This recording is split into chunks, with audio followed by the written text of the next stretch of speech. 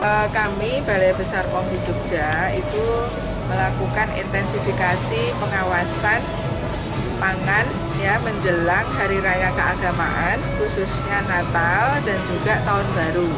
Kalau kita singkat Nataru ya.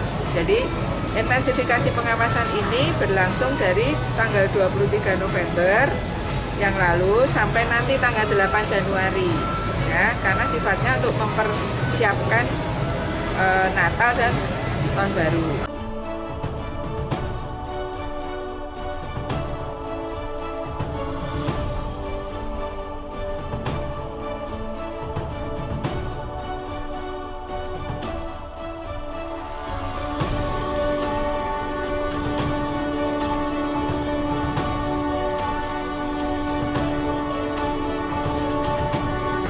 Kemudian kita sudah lakukan di semua kabupaten dan kota, artinya di provinsi DIY.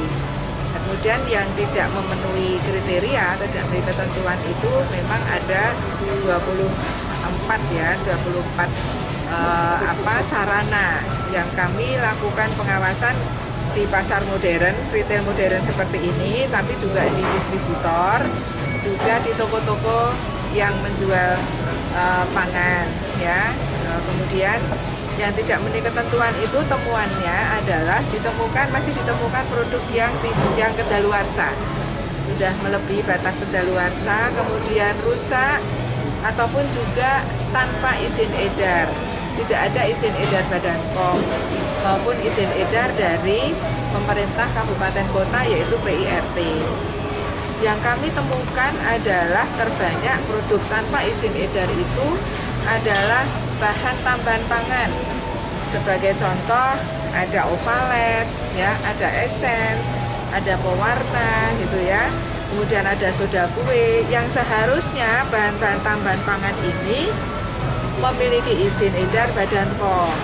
Apalagi kalau sudah diecer terus dia cuma dibungkus plastik, terus tanpa label, ini yang tidak aman bagi konsumen.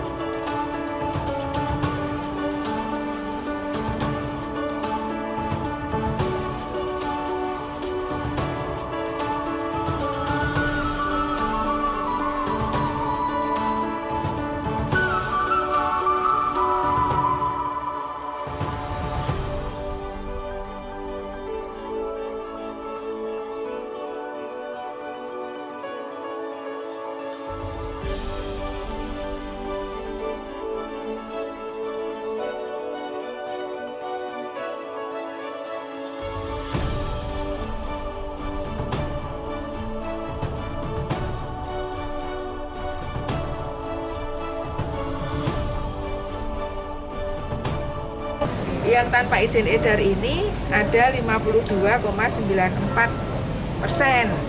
Ya, tanpa izin edar itu lebih dari 50%. Kemudian yang kedaluarsa itu 22,91%. Kemudian yang rusak itu 2,34%. Jadi lebih banyak yang tanpa izin edar. Jadi kalau nilai ekonomisnya tidak begitu banyak karena bahan tambahan pangan sekitar 4 jutaan begitu ya. Jadi memang bahan tambahan pangan ini tahun ini sih meningkat dibanding tahun lalu, baru hampir 50% jalan itu sudah melebihi dari tahun lalu.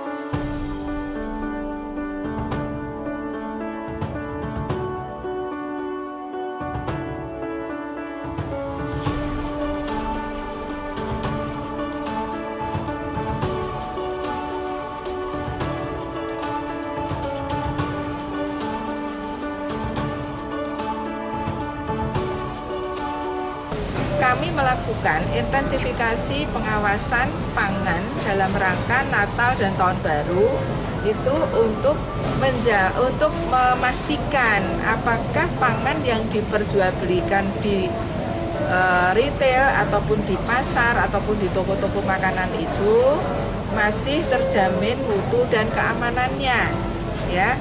Jangan sampai nanti masyarakat mereka itu juga memperjualkan pangan yang masa kedaluarsanya sudah habis, masa kedaluarsanya pendek, mungkin hanya bulan Januari pertengahan sudah kedaluarsa. Itu kita lakukan pengawasan, dan jangan sampai yang stoknya lama kemudian diperjualbelikan dengan harga diskon, dijual murah karena sudah masa kedaluarsanya pendek begitu. Jadi kita melakukan pengawasan menjelang Natal dan Tahun Baru atau Nataru ini, intensifikasi pengawasan itu untuk memastikan bahwa produk yang beredar di masyarakat itu masih memenuhi keamanan dan mutu, ya. Walaupun itu misalnya kedaluarsanya masih oke, masih lama, tapi kemasannya sudah penyok, kemasannya sudah rusak, itu juga tidak boleh diperjualbelikan, ya. Kemudian misalnya produk itu masih memenuhi masa kedaluarsa yang masih panjang, tetapi penyimpanannya tidak pada tempat yang seharusnya. Misalnya pangan yang harus disimpan beku tidak disimpan di suhu beku. Ini sudah salah, walaupun belum kedaluarsa, tapi itu sudah menurunkan kualitas pangan tersebut. Misalnya air minum dalam kemasan itu kita beli masih memenuhi kedaluarsanya masih panjang, tetapi dipajang di teras toko yang setiap hari kena sinar matahari. Ini nggak boleh. Jadi ini artinya itu menurunkan kualitas. Jadi penyimpanan pun akan mempengaruhi keamanan dan mutu walaupun kedaluarsanya masih lama gitu, ya. Jadi ini hal-hal yang harus diperhatikan. Ini harus kedaluarsannya harus disetelin. Kalau kemarin baru itu aja. Iya, tapi ini kan nggak tahu yang mana hemato, yang mana OOD, ya kan? Ya kan? Kan nggak tahu. Terus ini kalau ini dipindah ke sini sama ini dipindah ke situ, emang harus diawasi oleh tim ada SPG-nya mungkin nggak pindah-pindah doang gitu kan? Ini kan pangan-pangan berisiko tinggi, artinya yang mudah rusak, ya.